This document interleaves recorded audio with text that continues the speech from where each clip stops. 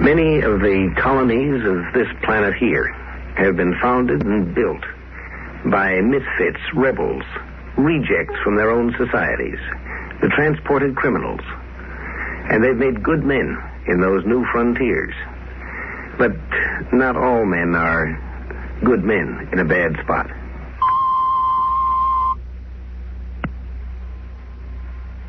When you open a new area, whether it's a new planet or a new continent, it takes tough men of strength and determination. Among the men of that type in any culture, many are rebels. They turn up in the criminal courts. Such men make fine colonists. But not all rebels are colonists, builders.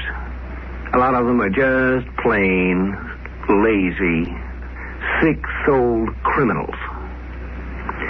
Now, Mars is a cold planet. It's nearly 50 million miles further from the sun than Earth. It gets proportionately less heat. Its air is thin and low in oxygen. Its water is scarce. It's not an easy place to live. Some men will live in unpleasant places by choice because they have this pioneering spirit or a sense of adventure. Other men have very little choice at all.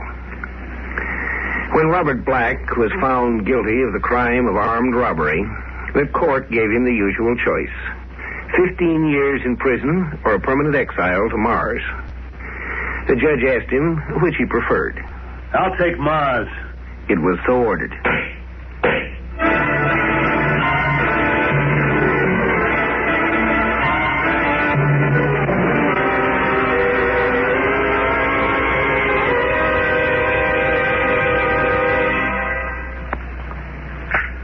All right, Harrington, I'll see Robert Black now.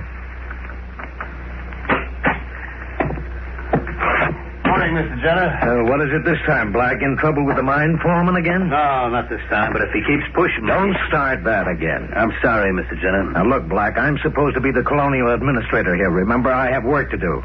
Now, what's on your mind? I want to go home. Well, you're certainly welcome to.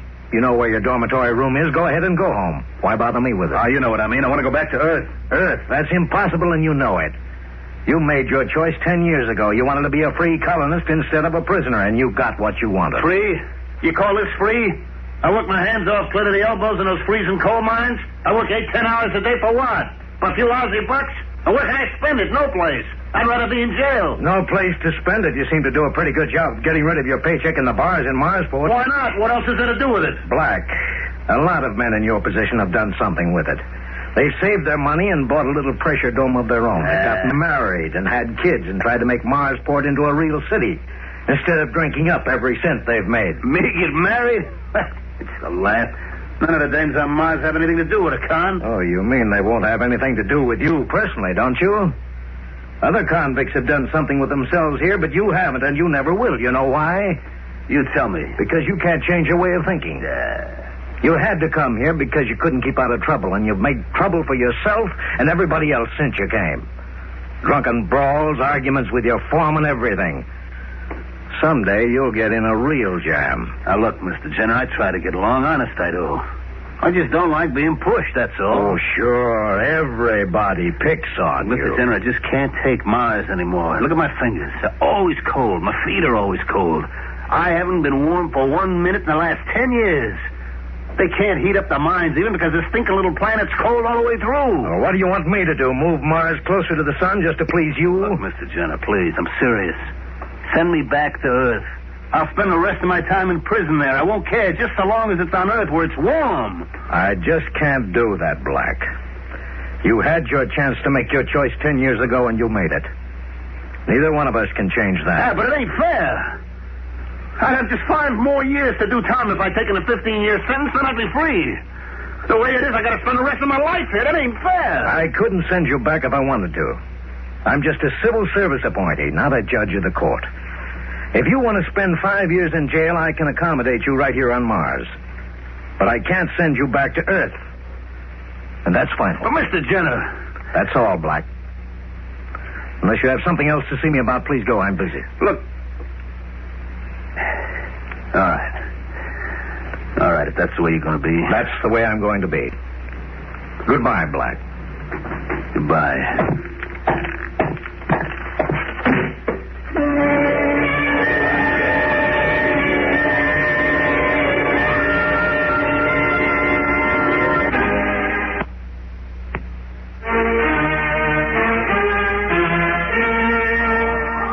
There are many men who can't take no for an answer, but they don't all have that characteristic in quite the same way.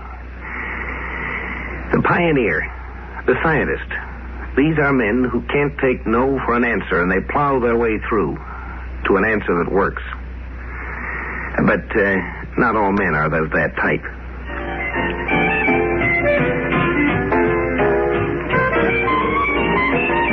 Bartender, give me another beer. Foreman always riding me. Jenner, that big shot. White guy. Sure, he don't worry about somebody freezing to death on his ball of ice. Not him. He can go home when he wants to. Who's this Sharpie? Hey, give me a glass of beer, bartender. Space Service uniform. Wonder what he's doing in a cheap joint like this. Those guys usually have money to burn. Boy, this beer's sure flat. It's this low pressure does it. Takes all the fizz out of it. Oh, is that so?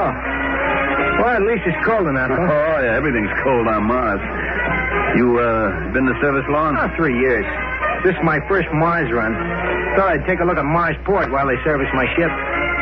Your ship? You don't hardly look old enough to be the skipper of a spaceship. That's what they all tell me. I may not be as old as you, old-timer, but it's still my ship. Old-timer. Right away he starts riding the guy right off the fence. Yeah, that's pretty good. You know, a young fellow like you with a crew of 10 under you. Oh, no. It's just the two of us, me and my navigator. We're giving the Skyfire its test run. Oh, how can two men handle a spaceship? Hey, look, don't you watch the newscast, mister? Skyfire is one of the new models with the Markheim drive. Fastest spaceship ever built. I guess I'm a little behind the times. New drive, huh? That's right. Hottest little thing in the sky. Must not be as complicated as the old jobs if just two guys can run it. Well, I hate to admit it, but it doesn't take much training to run one. A baby could do it. Oh, man. Things sure have changed since the last time I was on a ship. Is that so? How long has that been? 10 years. Been here on Mars for 10 years. Yeah? Are you, are you... Convict? Oh, no. I come here of my own free will. Got the old pioneer blood in me, I guess. But, well, we don't usually talk about it very much. You know, out here, one fellow's as good as the next one if he behaves himself. Yeah, that's the way it should be, I guess. 10 years. Well, I guess you've been here long enough to get used to this light gravity, huh? Sure. Don't even notice it anymore. The trouble with being in the space service is that you never get used to any particular gravity. It might be 10 G's 1 minute and 0 the next. But you even get used to that eventually. I imagine you would. My name's Bob Black. Oh, I'm pleased to meet you. Mine's Carson, Peter Carson. Hi. You going to be here long? Oh, a couple of days. Skyfire will be ready to go in an hour or so, but my navigator's in the hospital for checkup. Twisted his ankle getting off the ship. Oh, that's too bad. Hey, can I buy you a beer? We're both empty. Sure, thanks. Bartender, 2 more here. Say, if you've been here 10 years, you must know Marsport pretty well, huh? Yeah, pretty well. Well, look, there must be livelier places than this. Maybe you could tell me where to find a little excitement. Sure. I know a couple of places. I'll tell you what I'll do. I'll take you there myself. Good enough. Come on, let's get out of here. We got far to go? No, about a quarter of a mile. Oh, let's take a cab, then. I don't feel like walking that far in this cold wearing an oxygen mask. Sure, we can pick one up.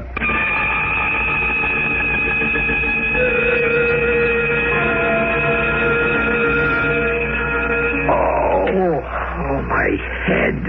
Yeah, kid, you really hung one on last night. Oh. Hey, where am I? Open your eyes and look around. This ain't the good ship Lollipop. Hey, we're aboard the Skyfire. Hey, you're not supposed to be here. How'd you get through the guards at the gate? Well, it wasn't easy, pal, but you helped. Now, you just lean back and relax. You're in no condition to try anything funny. Hey, that's my gun you got there. That's right. Earth. Beautiful, green, sunshiny, warm Earth. I'm sick and tired of this freezing hellhole. You're going to take me home, buddy.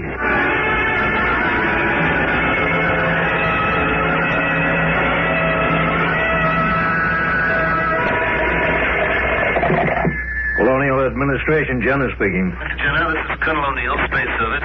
Oh, yes, Colonel. What can I do for you? Well, something pretty serious has come up. Would you check your records on a man named Black? Robert Black? Well, I might not need to check them. I know the man personally. What's he done now? Well, I take it then you wouldn't be surprised if you were in trouble. Not in the least. Why? What happened? One of our spaceships was stolen early this morning. What? Well, how could a man steal a spaceship? A man couldn't steal one of the old kind, but this is a radically new type, small, compact, and easy to operate. Be almost as easy as stealing a car. And you think Black had something to do with it? Looks like it. He was the last one seen with Peter Carson, and his fingerprints are on the ladder to the takeoff pit. We're questioning the guards now, but it looks as if Carson and Black took off in the Skyfire together. Incredible. Who is Peter Carson, by the way? One of our young trainees. Pretty bright, but just a kid. Oh? He's got a funny streak in him, though. The psychologist should never have passed it. Still, I never thought he'd do anything like this. What do you mean? What's wrong with him? Well, he's a bit of a braggart. Likes to claim he's something he's not. I'm no psychologist, but I'd say that he's a compulsive liar. And the two of them stole a spaceship. Well, they ought to make a fine pair. Now, tell me, can Black navigate and operate a spaceship? Of course not. Only trip he ever made was 10 years ago when the court sent him here. He doesn't know how to operate a spaceship. Then they'll make a fine pair, all right. How's that? Neither does Carson. Criminal in jail is more or less forced to admit that he did make some kind of a mistake. Curious thing is, if you ask such a man what mistake he made, he's apt to say something of, well, you see, I didn't see that cop that was hiding down there in the doorway. He views it as a mistake in procedure. He doesn't recognize that he was fundamentally wrong in trying to make a living that way. Sure outsmarted old smart boy Jenner. Goes to show you, kid, you can't keep a good man down. Yeah, sure. 2 hours, I'll be back home again. Back to nice, warm, comfortable Earth. Black, I'm scared we're going to crack. Shut up. You still trying to give me that phony line? I tell you, Black, I don't know anything about spaceships. Don't give me that, will you? We took off okay, didn't we? We're on course, aren't we? And you did all the plotting and the piloting, didn't you? I swear all I know is what I read in the textbooks of the academy. And I watched the captain take the ship to Mars. Any fool can take a spaceship off the ground, but it takes a trained pilot to land You've one. been giving me that stuff ever since we started. And I'm going to tell you something. I don't believe it. Please, Black, before it's too late, let me get on that radio and call the space service. They can get a ship up here. Shut up.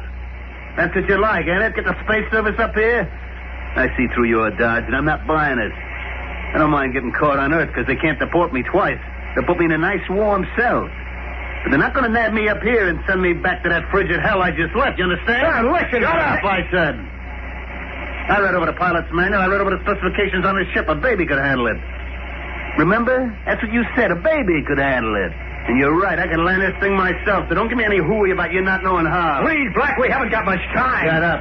Please, Black, let me use the radio. Shut up. All right, now that's better. Now let's get ready to land this crate. We got less than 2 hours. Gun or no gun, I gotta do something. Sit back down and stay away from that radio. I'm gonna call him. You can't stop Get me. away, I told you.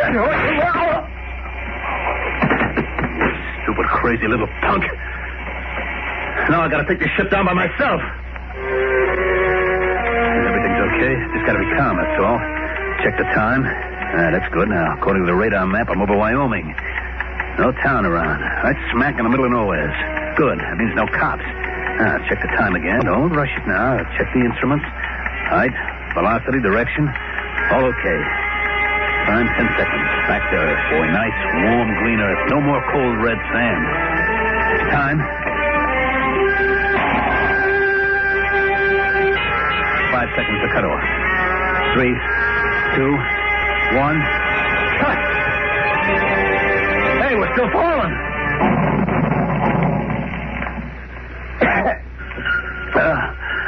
I guess I'm okay. Ship didn't fall more than 10 or 15 feet. What's that? Radiation detector. Fall must have broken the shielding around the atomic engine. I gotta get out of here. Gotta get out of that airlock and run. This radiation could kill me. It'll kill me if I don't get out. Oh, no. I gotta get out of here. I gotta get out of here or I'll die. I gotta get out and see that good old warm old Earth. I gotta get out.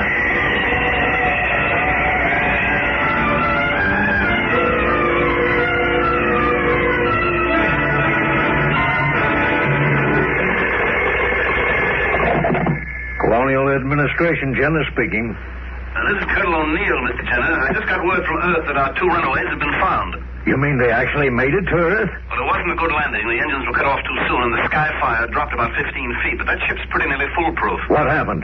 Our man Carson has a bullet in him. Doctor says in bad shape, but he'll live. And Black? Funny thing. Sat the ship down in the desolate part of Wyoming. The fall shorted the radiation detector, and evidently Black thought the ship was full of radiation. He got out fast, started running, and just kept running until he dropped. You mean he got away? Well, he didn't get far. It's January, you know, wintertime in Wyoming. He ran into the teeth of a howling blizzard at sub-zero temperatures. Yeah? Froze to death before they could reach him.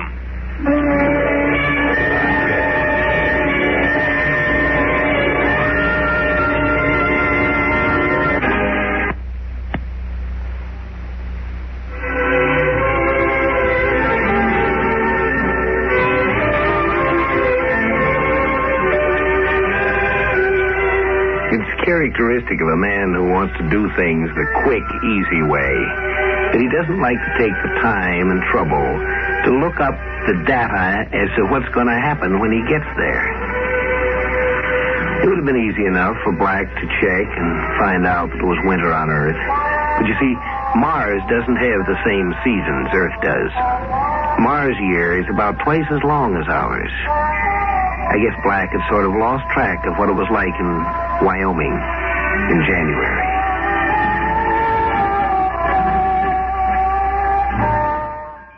Exploring Tomorrow.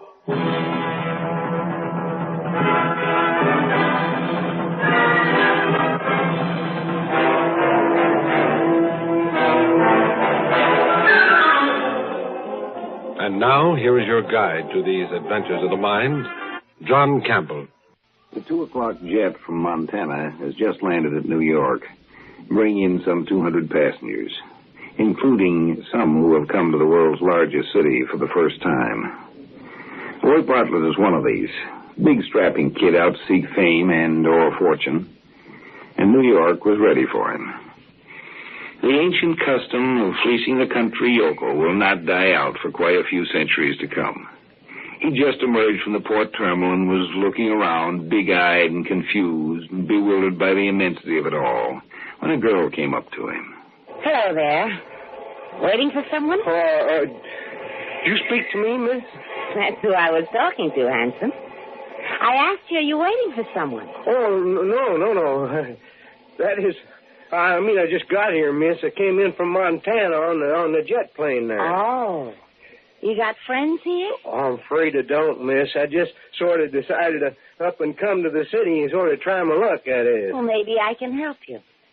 I sort of like you. You do? Mm-hmm. You know, something in me wants to help strangers, to show them the ropes. And I've got free time now. I'd like to, spend it with you. Oh, you're so kind. You're so pretty. You think so? Oh, yes. You're the prettiest girl I've ever seen. Your smile, your eyes, you're good. I can tell you're warm and sweet. It's good of you to come to talk to me like this, to stand so close to me. Well, I think I like you, too. What did you say your name was? I didn't. Oh, I mean, it's Bartlett, Roy Bartlett. Well, I'm Diana Lawson. You're big. Strong out there. Handsome. Well, does it always happen this way? Suppose we stop in for a bite to eat at that refresher mat and get to know each other, huh? I think that's a wonderful idea.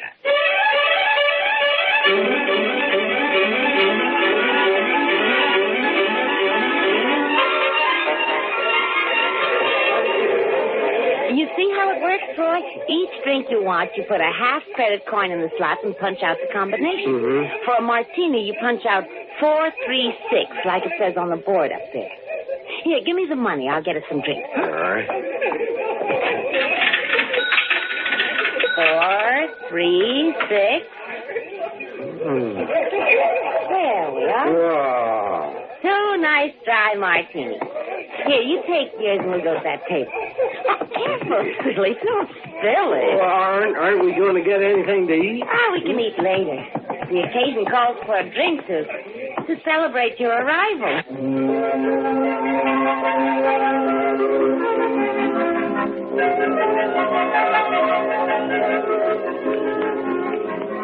Here you are.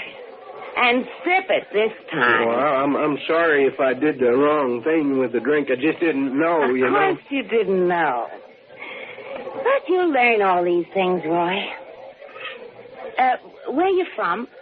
Why are you here? Well, I worked all my life on my father's farm, and he died last year and left me all alone out there, see. Oh.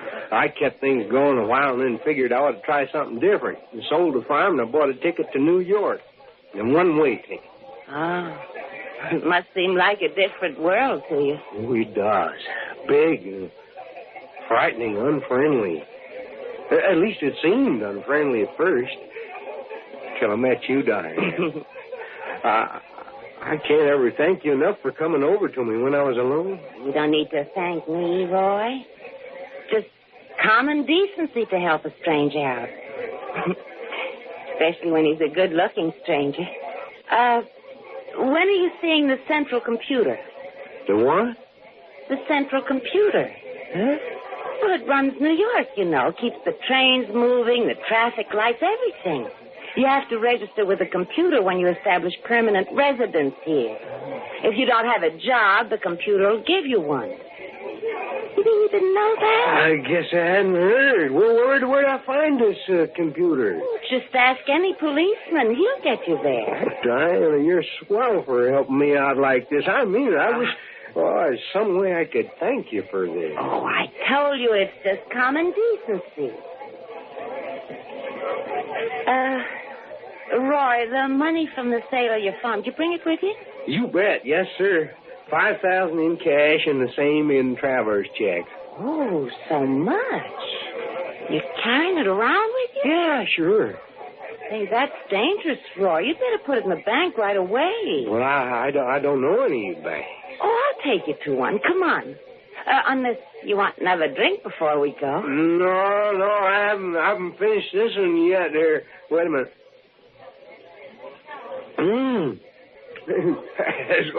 Those things taste better after you've had a few, you know.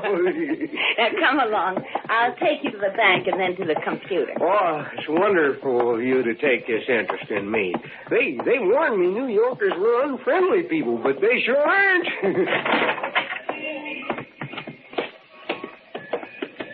Down this way. In here. But it's dark in this... Hey! Go ahead, Mike. Hit him. Get away from me, you... Leave me alone. Diana! Come back! Diana!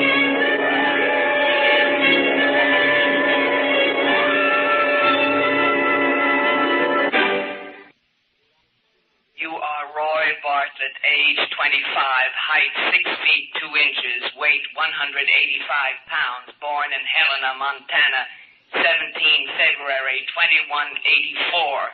Parents deceased. If any of this information is incorrect, please amend it. That's all correct, sir. Use of honorific titles is not necessary when addressing us. According to the report of the police officer who found you, you were beaten and robbed shortly after your arrival in New York. That's right. She said she wanted to help me, to show me the ropes in New York. Identify more specifically the she to whom you refer. She gave her name as Diana Lawson. Describe her. Oh, she's medium height, 5'4" or so, and blonde hair. Good looking. Cute face, though the eyes are a little hard now that I think about it. She looks about 23 or so. Our record banks hold no information on someone of that name fitting the description you give. The name was obviously assumed.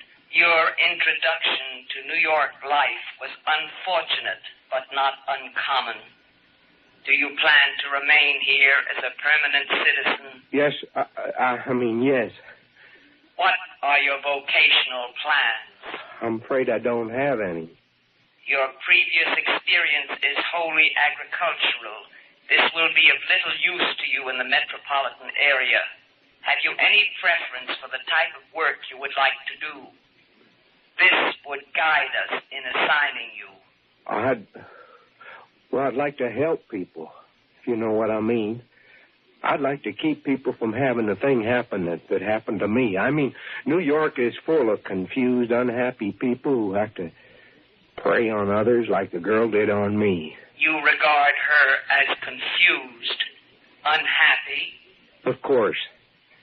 I can't think of her as being just, well, wicked. People aren't born bad or good. They're raised that way. Maybe she could have been helped a few years ago, and then she wouldn't have to go around robbing strangers. You harbor no hatred for the girl. I sort of never looked at it as hatred, sir. I'm sorry, sir, I can't help calling you, sir. If it makes you more comfortable, you may. Thanks, sir. Well, as I was saying, no, I don't hate that girl, Diana. I'd help her if I could. She is a warped criminal. But is that permanent, sir? Can't she be brought in and straightened out somehow? There is psychological rehabilitation for criminals, yes. Well, you mean if she could only be caught and brought in, she could be turned into a useful citizen? If she could be found in a city this large, it is not always possible to track criminals. Well, I'd like to try to find her, sir. I mean, that's my vocational plans. I'd like to become a policeman, sir. You will have to face psychological testing first, of course, and a training period of 6 months. But let us warn you, Roy Bartlett, if your motive in this is one of revenge, you will not survive the first battery of tests. Revenge? Oh, no, not revenge, sir. I want to help that girl. And the others like her. Honest, that's what I want to do. This will be demonstrated in the tests. Do you think I'll make the grade, sir? The tests will answer that. But I mean, you computers can figure probabilities. Can't you tell me if... You are most unusual, Roy Bartlett.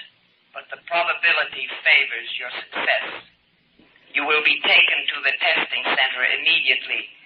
And if you are approved, you will go to the training camp. Oh, thanks, sir. Thanks for listening to me. Will you wish me good luck? Our data banks do not show the validity of such a wish, Roy Bartlett. But if your statements today were sincere, you should have no difficulty attaining your goal. The robot will show you to the testing center.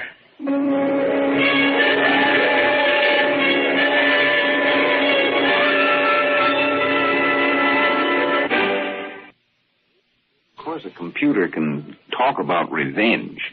That's a word that can be put in its vocabulary. But it couldn't understand what revenge meant. It couldn't understand human feelings of any kind. For that, human beings are necessary.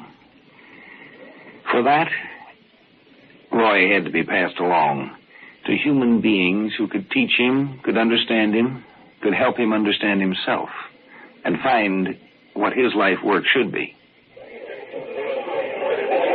Mind if I sit down here, miss? You seem to be alone. I am alone. Glad to have some company. Sit down, stranger. Thanks. Thanks very much. You waiting for someone? Yeah, I was. I don't think he's going to show up. You must know how that sort of thing is. When someone you're counting on doesn't show. Yeah. Yes, I know what that's like, Diana. And I've been looking for you almost a year. You know my name. Who are you? You mean you've forgotten me, Diana? I suppose you would have. The pitiful greenhorn you picked up last March? You. The Montana fella. That's right. Roy Bartlett. You taught me how to drink a martini, remember, in this very place. And then you taught me what it was like to be robbed by someone you trusted. I'm getting out of here. You can't keep me here. You leave when I want you to leave, Diana, not before. Sit still. Don't make a fuss. Let go of my arm. You're hurting me. You just sit and try to look relaxed. Don't attract attention. You can't prove anything. Now, leave me alone or I'll call a cop. Go ahead, Diana. Call one. Now, look. That badge. Oh, no. That's right. I found a job in a big city, Diana. 6 months of training and the breaking-in period. I don't happen to be wearing my uniform now, but the badge is real. What are you going to do with me? Take you away, Diana, to Psych Center, where they can help you straighten up and grow the way God meant you to. You know, girl, you really did help me, and it really was worth the $5,000 you took from me. I didn't know what I wanted to do, and you showed me how to get the kind of job I wanted. What are you talking about? You never done any farming, have you, Diana? Probably don't realize what a farmer's job is. Well, it's making things grow strong and right the way they were meant to. But I guess I'd got sort of tired of working just with plants. No. They'll kill me. They'll make me into something I hate, and something that'll hate me. It won't be me. I'll be a zombie or something. I suppose it does seem that way. You never tried it the other way, though, have you? Without hate and bitterness driving you. You mean tried being dead? No, I haven't. No, I mean stop running and start doing what you want for yourself instead of what you think you want to do to somebody else. Now, look. We need Mike, too, your accomplice. He's outside, isn't he? Yeah. Okay. Let's walk out together. Act natural.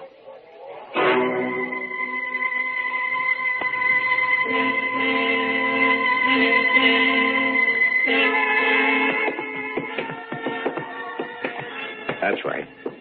Just walk along with me as if I'm a rube you picked up when you're taking me down the block to that dark alleyway. Yeah. Where's Mike? Is he right behind us? He ought to be. Mike! Get him! He's a cop!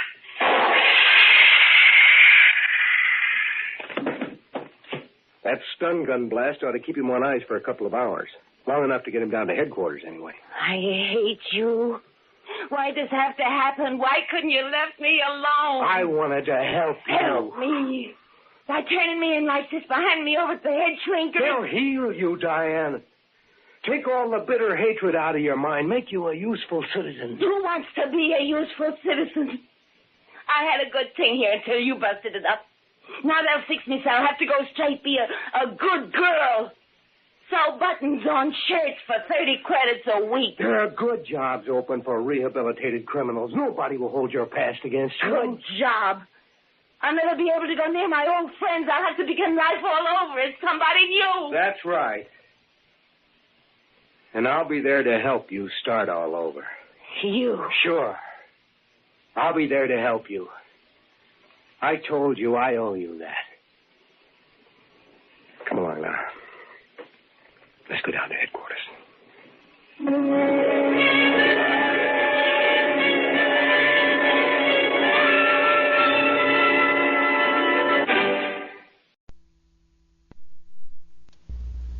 Major trouble in dealing with an alien is that we're accustomed to certain little signs, symbols, facial expressions, tones of voice that have meaning when a human being is communicating with a human being.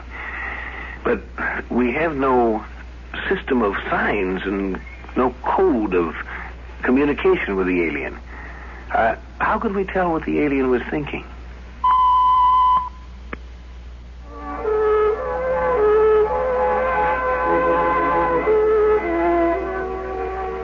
You've heard a lot about the subliminal advertising recently. There's been quite a bit of discussion about subliminal messages. You know, we use subliminal messages all the time, but we don't quite recognize them. How do you know when someone's angry? You look at him, or how do you know when someone's hurt?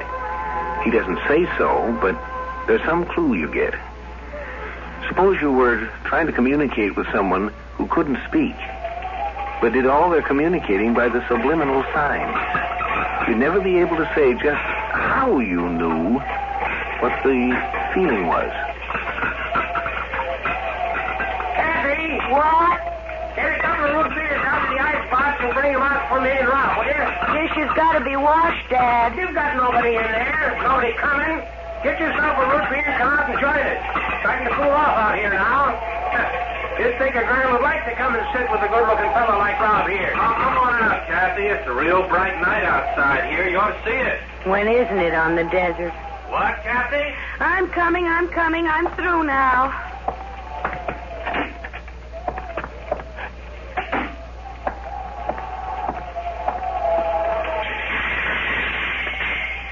Here, you'll have to open it yourself. Got my opener right here in my watch chain. Give him here. You got one for yourself, Cappy? Didn't want one. Move over. Lots of shooting stars out tonight. And here we sit, looking at them.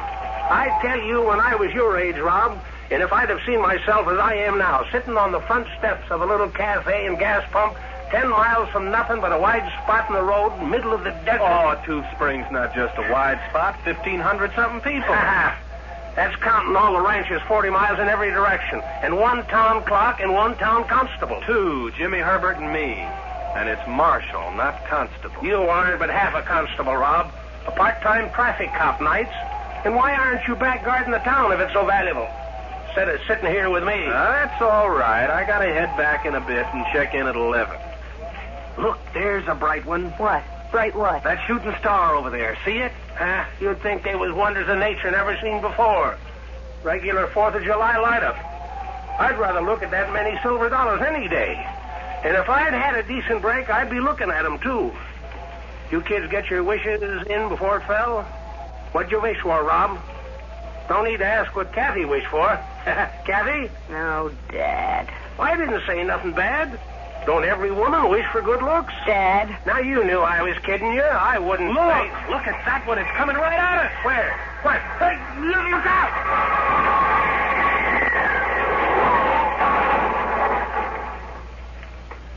It went down over there. Get that car of yours. Plain nothing. Them meteors are worth money. Wait for me. Somebody's got to mind the gas pumps. You stay put.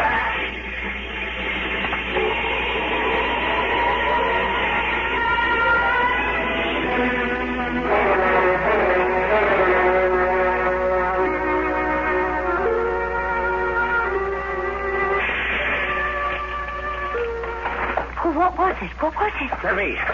I'll carry it. Here. Into the house. In back.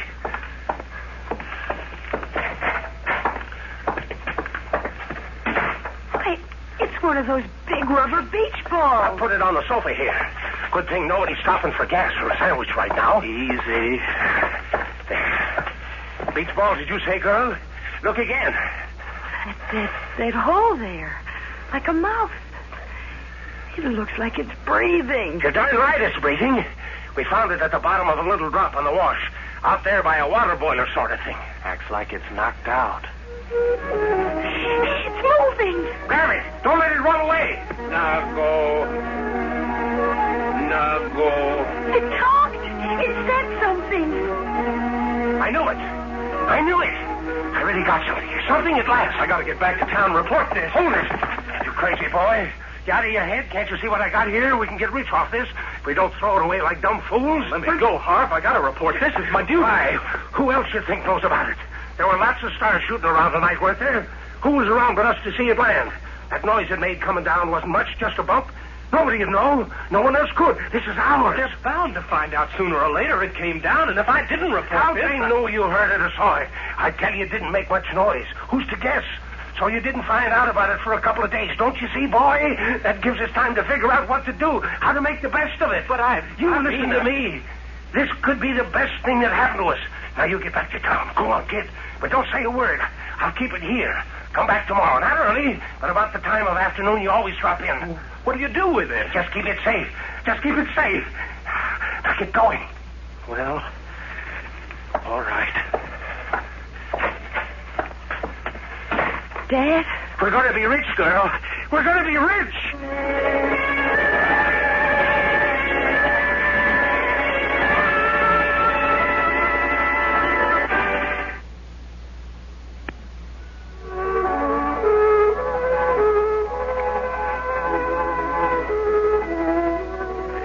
Nago doesn't seem to be very communicative. But maybe there's more communication there than appears. An alien. How alien? How dangerous? How helpful?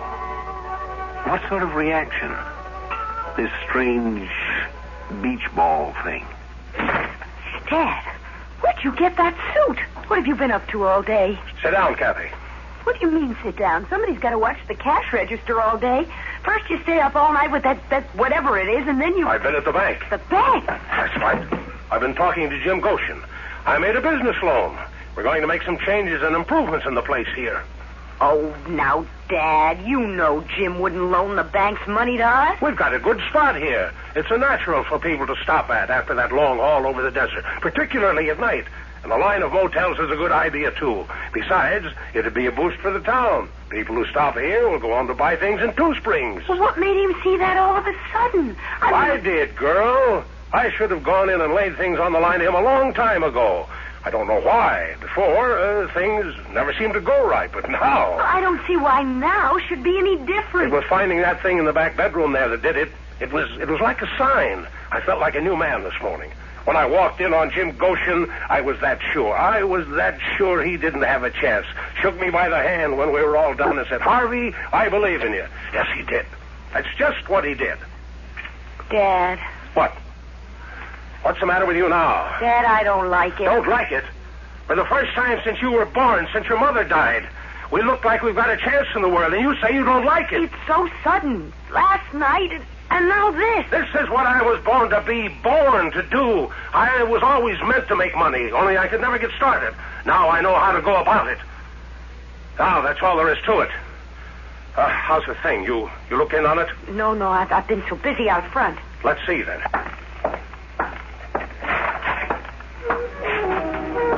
Close the door. We don't want it rolling out of here. It wants to get away back to the thing it came in. Now go. Dad, what do you feed it? What? Feed it? Why feed it? Well, if you aren't going to let it go. Now go. Feed it? Let it go? You sound like that Rob. Oh, no. I told him to stay away from here. Sit tight. Hang on to it. It'll make our fortune yet. Now go. Now go.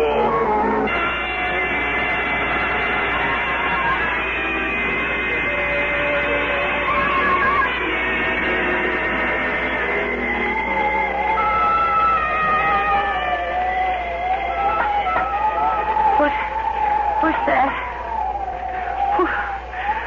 Who's that? Who's there? Kathy? Rob? What in the world? Just a minute. I've got to put on a robe.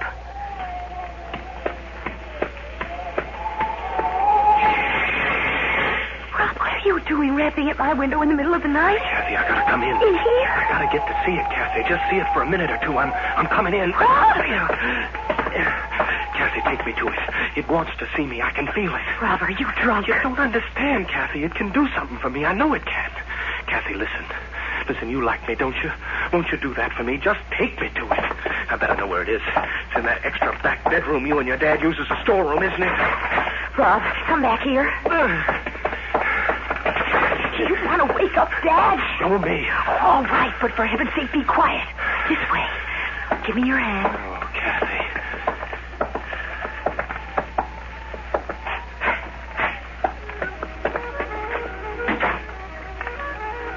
Stand still.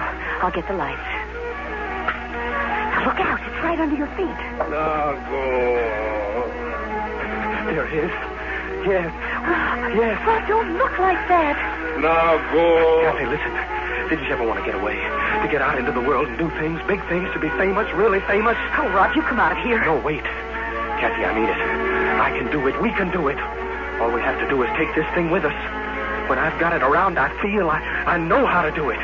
It doesn't take much money or brains. It's just being sure. And with it, I'm sure. Kathy, what's all that noise? Listen to me, Kathy. Kathy, what's going on out there? What are you doing? Nothing, Dad. Go back to sleep. Kathy. Now go. Take it, Rob. What would you do with this? I'd keep it with us. What else? Long as it'd last. I'm going to find out what's going on there. Here comes Dad. You better go talk to him, Rob. Yeah, I'll handle him. You wait here. Keep an eye on it. I'll keep an eye on it, all right. Now listen to me. You listen to me. No. And now for you. Now go. Now you'll try it on me, will you? Oh, yes, you know what I want. Of course you would. I can feel you making me feel the way a beautiful woman feels. But I'm not fooled like they were, those men. I know I'm plain. You hear me? I know it.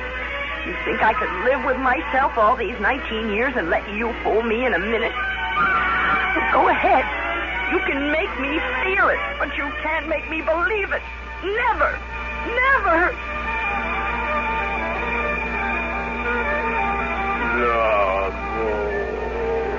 There. You see, I won.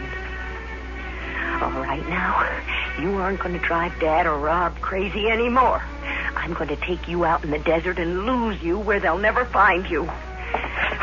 You come.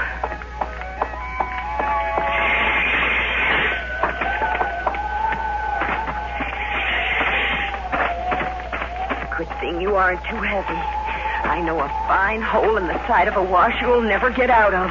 Nago. Don't nago me.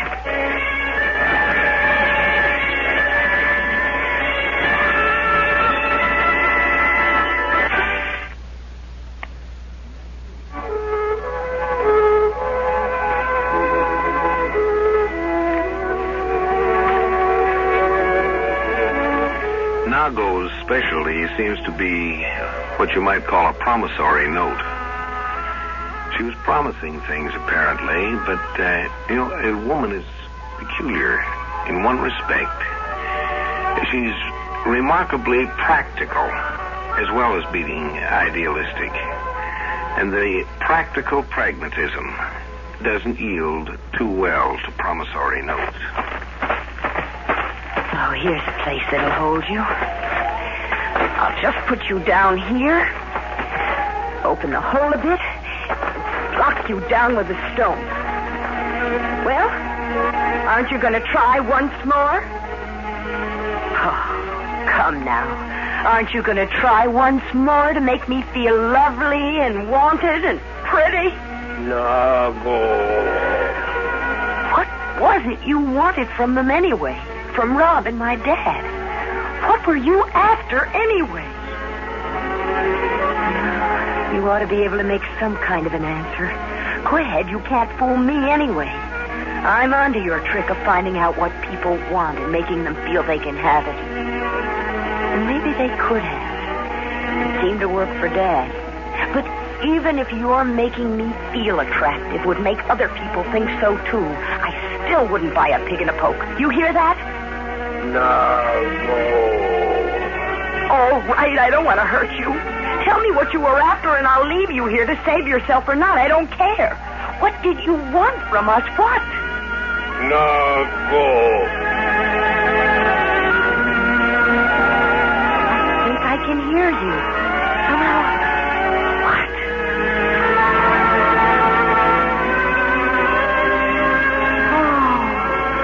Oh, I didn't understand. I didn't know. I didn't know. No, I'll get you to it. I'll get you to it in time. This way. Oh, I'll hurry. Abby! You won't find us. You won't catch up in time. Oh, please hold on.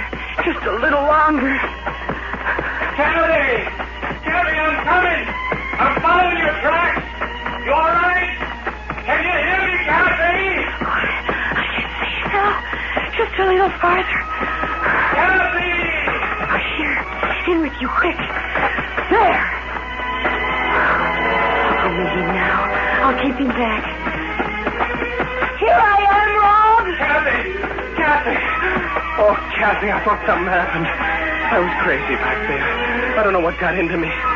Kathy, I don't want what I said. All I want... Oh, you had me so scared when I found you gone. Me? You were worried about me? Oh, Rob. But, Kathy, that thing... I gotta find it, Kathy. Maybe it's dangerous. You don't know. It's all right. You don't have to worry anymore. She's going home. Kathy, you let it go? But you don't know what it tried. How could you trust it to go free? You don't understand. There she goes. Wave to her, Rob. Wave to her with me. Of course I know. We were the ones who didn't understand. We forgot anyone could think of anybody but themselves. She's a mother, Rob. And of course she'd do anything, promise anything, to get back home to her child.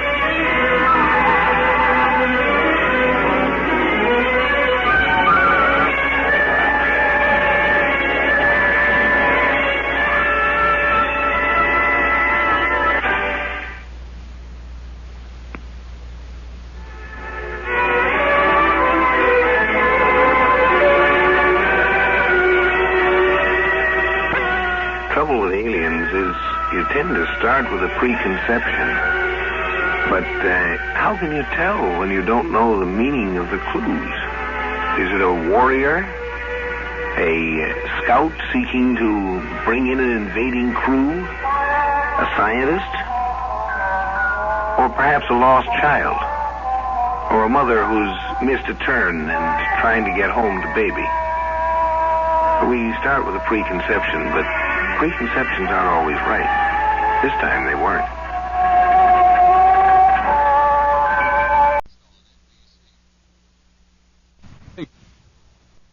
The program you are about to hear is fiction, science fiction. We make no guarantees, however, how long it will remain fiction. Exploring Tomorrow.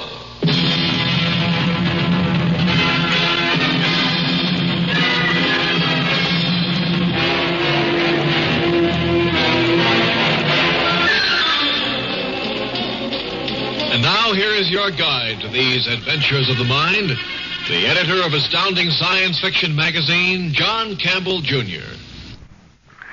Dreams are a remarkable thing, a remarkable power of the human mind. Freud, the psychoanalytical school, has held very important. But there's one aspect of dreaming that they deny, they overlook, perhaps. That's tonight's story. If someone handed you a photograph of a man's face and said, do you know who this is? Suppose that was a photograph of yourself 20 years from now. You'd have an awful hard time recognizing that. We can recognize a picture of something that we have seen. But it's impossible to recognize something that we haven't yet seen. Let's say we have a patient who comes into a analyst's office, a badly frightened man. Dr. Sharp, my name's Jim Bedford. I got your name from the National Health Trust. They say you're the quick shock analyst they'd recommend in this area. It's nice of the Health Trust to say that. Builds up my morale in these troubled post-war times. They speak very highly of you. I feel so darn silly running to a psychiatrist. That's for old ladies. Maybe we better forget it. I've got a lot of pressing work that I really should be taking care of. Let's see, Mr. Bedford. Now, according to the data you gave my secretary, you're with the State War Reclaim Bureau. Yes, that's right. I'm regional director. I've been with the Bureau all my adult life since 1971. Since the Doom War. Well, it must be rewarding work watching the radioactive ash cleared away, houses and stores springing up again after so many decades, seeing the city itself come back from the rubble, knowing you could take a good share of the credit. That's going to be a long task, another generation. Sit down and you tell me about it. No couch? I thought all you psychoanalysts had couches. This office building was lucky to escape being hit. Yes, it's one of the few pre-war buildings left in this part of Sacramento. Matter of fact, it was your War Reclaim Bureau that loaned my family the money to rebuild. Doctor, why is it happening to me? What am I going to do? I have to stay at my job. Nobody else can do it. Nobody else knows this area the way I do. Nobody knows the people here the way I do. You were born here, were you? Yes, I've lived in Sacramento all my life. What is it that's bothering you? I have some kind of hallucination. It keeps getting worse. I've tried to shake it, but it comes back bigger and stronger. Now it's getting so that I can't work. I can't do my job. I'm starting up recall-inducing equipment, Mr. Bedford. It'll put you in a state of semi-sleep for a few moments. I'd like you to tell me what this hallucination is. Then maybe I can tell you why you have it. And maybe help you deal with it.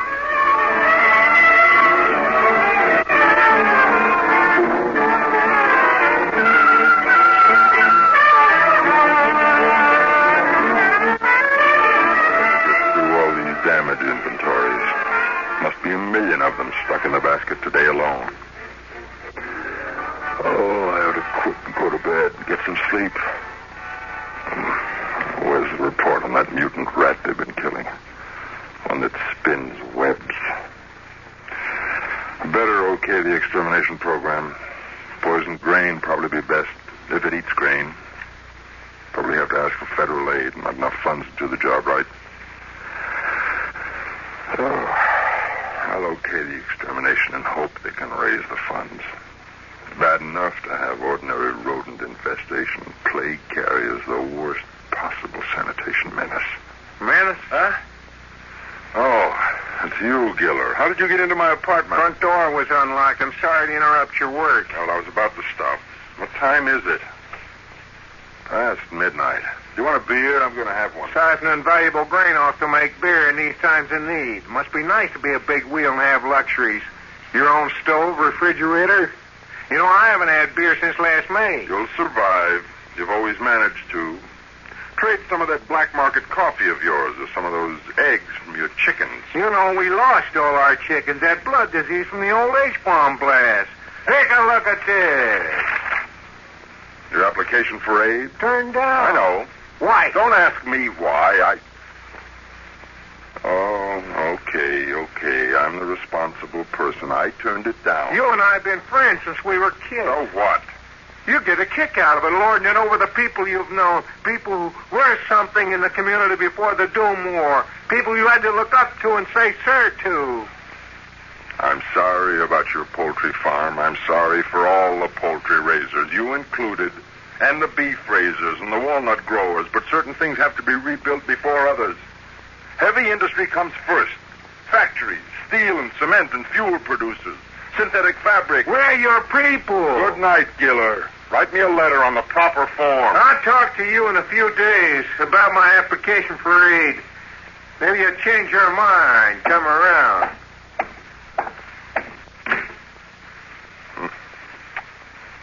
Giller ever got that farm going, he'd be the biggest black market operator in California. $5 a piece for grade A eggs, and he knows where to get it.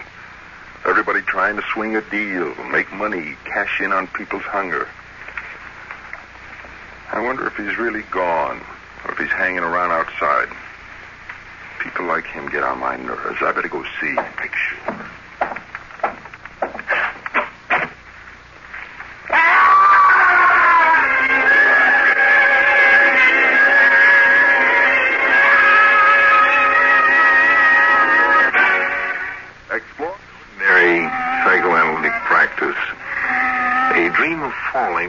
Tends to indicate that the patient has some kind of fear of a basic insecurity, a feeling that he's faced with a problem that he must solve, then can't solve. But he's got to solve it, but he can't solve it, but it must be solved. Mr. Bedford. I'm falling. Help me, I'm falling. No, you're not. You're here in my office, sitting in a chair. Yes. But I was falling.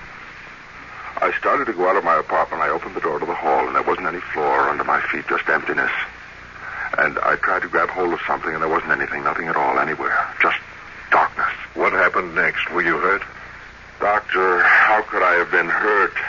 It was just in my mind. Maybe I stumbled or something, but I didn't fall, because there was no place to fall. Momentary dizziness from overwork, fatigue. Yes, maybe. And since then, you've had a fear of falling. A phobia. Phobia about high places. Okay, Mr. Bedford, let's try another recall.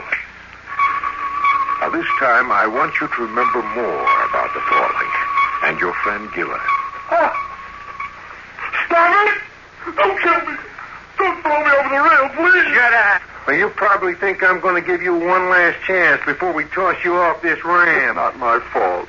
I tried to get funds. Bureau's short on funds. Terrible task ahead. He can't hear you. Bedford, I came to you and begged you to okay our application, but you turned us down. You did all you could to block it. Black market rabble? Police never seem to get you all. Probably bought off. That's right, bought off. Now, look, Bedford, for old time's sake, you want to get in on this along with us. I'll let you in. I have a sentimental feeling towards you. I think you sincerely felt you shouldn't okay our application. I never will. Even if you kill me. Oh, you mean that? I got my job, responsibility. Heavy industry comes first. Remember when there were eggs, how the shells looked when they were dropped? Remember how it felt to crush the eggshell underfoot? How did that old nursery rhyme go about putting the pieces of the shell back together? By the way, Bedford, we're making sure the next regional director isn't so devoted to heavy industry. We're getting in somebody with, shall we say, an agricultural frame of mind. Okay, let's finish this up and get going. Get him over the rail. It's almost a mile to the ground. How could a thing like this happen to me and be forgotten? Can a person forget being knocked down, kicked, and threatened with death? It wasn't forgotten. It remained buried beneath, repressed. We'll have to try some more recall, Mr. Bedford. So far, I don't have enough to go on. Now, this business of Giller and his men beating and terrorizing you provides what's called the traumatic incident. The moment of fear that starts the chain reaction of repression going. But, are you willing to try another recall? Not now, Doctor. We shouldn't stop at this point. I couldn't stand anymore. Tomorrow, maybe. We'd better go on now, Mr. Bedford. Now, from what you recalled, I got an impression that there's no time to waste. I don't think they just beat you up and threatened you. I think they did throw you over the rail to your death. I think they killed you. All right, Doctor. I'll let you start your recall-inducing gadget again, but don't make me go back to that moment. Something else. I couldn't stand to see them standing there above me. Higher and higher, and then the ramp and the railing disappearing. At this time, I'd like you to think of something pleasant, satisfying. Perhaps a day in your work when you were particularly pleased with what you accomplished.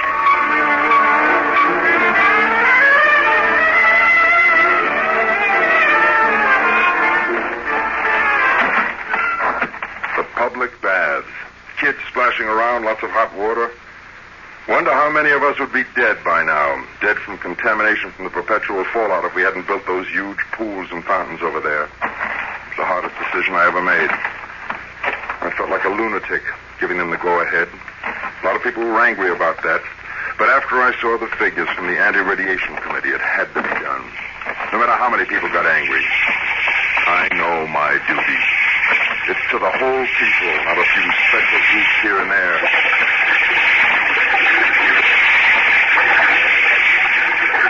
You say you okayed the building of mass public baths, and you actually stood and watched the people bathing. That's right. Togas, like ancient times. Mr. Bedford, I want you to listen to me carefully. I have something important to say to you. What's wrong, Doctor? Well, as a licensed general practitioner, I've been interested in the idea of public baths as an anti-radiation measure. In my opinion, it's a sound idea.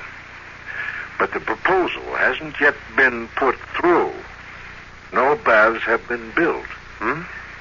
It'll be at least 5 years before the baths can be put into operation.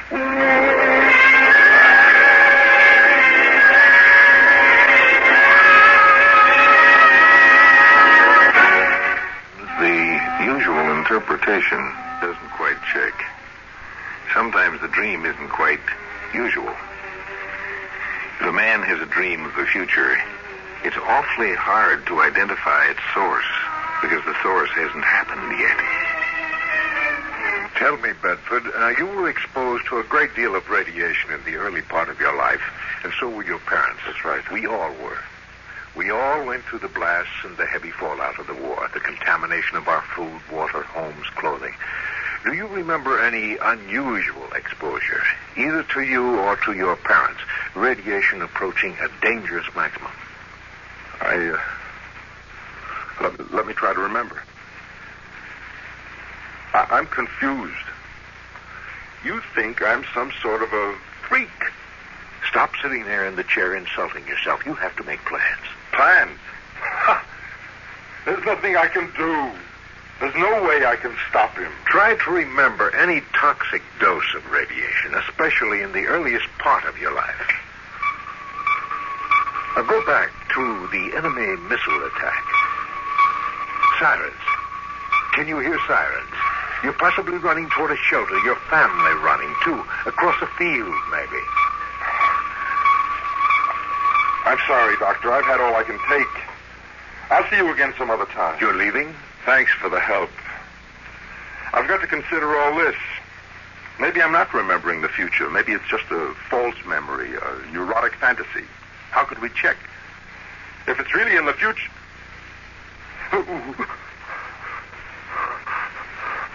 What's the matter? I can't get up. What? I can't stand up. I'm afraid I'll fall. Doctor, now I can't even get to my feet. Well, make yourself comfortable in your chair, and we'll go on with the therapy, as I said we should. I guess I have no choice. Now, you know what we're after this time. At some point in your life, you apparently were exposed to a near-toxic dose of radiation.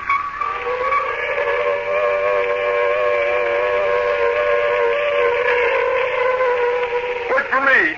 Hey, don't leave me behind. Come on back. Hey, Tony, wait for me. Hurry up. Okay. Let's get down. Get the metal lid open. And listen. They're almost here. Get the lid of the shelter up so we can get down there and be safe. You scared, Jimmy? Yes. Open that lid. Not until you apologize for what you said in class the other day. You said my family moved here because they thought nobody would bomb this sector. You said my family was scared of being bombed. Okay, let's see.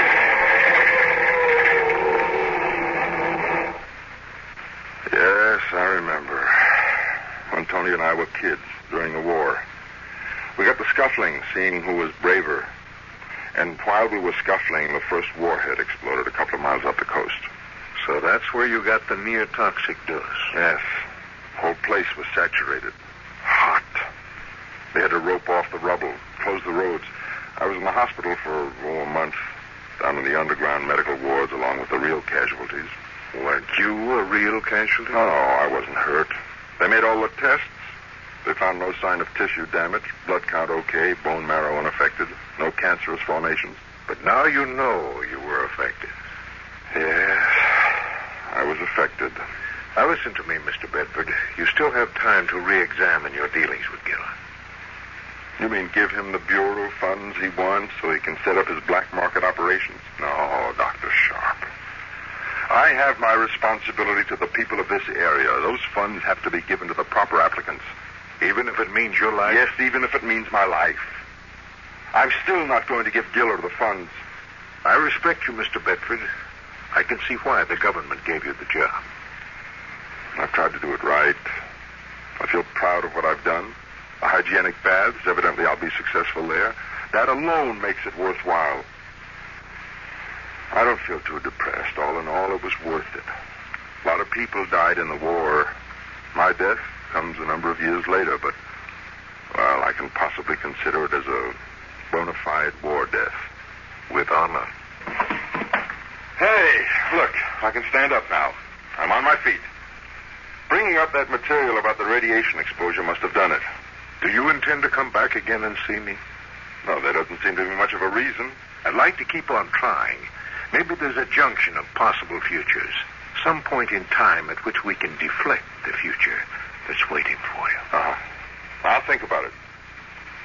Goodbye, Doctor. And thanks a lot for trying.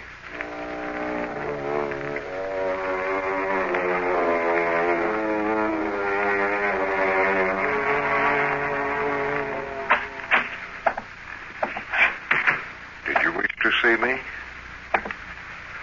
My name is Tony Giller. I'm sorry to bother you, but this constitutes an emergency. It's a compulsion, and it's following up my life. Sit down. Tell me about it. I have an irresistible urge to push people. Push people? Towards windows, out. What am I going to do, Doc? There was a little shrimp of a guy I pushed once, and one day a girl was standing ahead of me on an escalator, and I shoved her. She was injured. I'm afraid I'll eventually kill somebody someday. Some perfectly harmless person who never did anything wrong in his life.